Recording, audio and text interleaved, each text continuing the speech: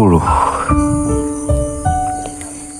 জীৱন যুদ্ধত অন্য এজন যুঁজাৰু পুৰুষ।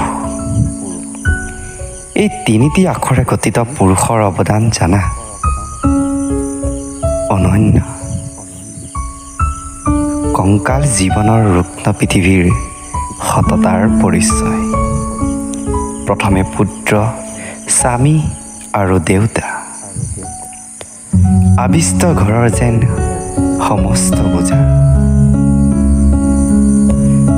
পুত্ৰ হওঁতে মায়ে কয়, দেহা ভাত খুৱাইছোঁ। দেউতাই কয়, মোৰ ল'ৰা ভাল মানুহ হ'ব, ডাক্তৰ হ'ব, ইঞ্জিনিয়াৰো হ'ব। স্বামী হওঁতে পত্নীয়ে কয়, হেৰি আজি কি আনিছা?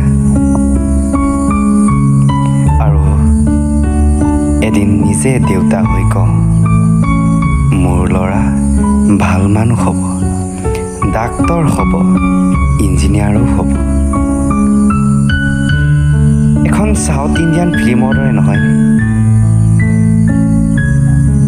নাই কোনো দিন আজৰি, নাই কাৰো সঁহাৰি, মাথো কপালৰ ঘাম।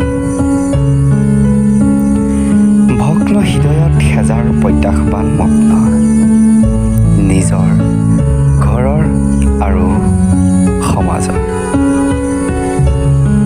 তথাপিও নিজক প্ৰশ্ন নকৰে, মই পুৰুষ হ'লো কিয়? আৰু অশ্ৰু ভয়ত কম্পিত। আবেগৰ শলিতাডাল কেকটাছৰ দৰে, যি উকা ঘৰখন তিলমানো পানীৰ বাবে সংযত। ৰ'দৰ প্ৰকোপত প্ৰতিটো পলে পলে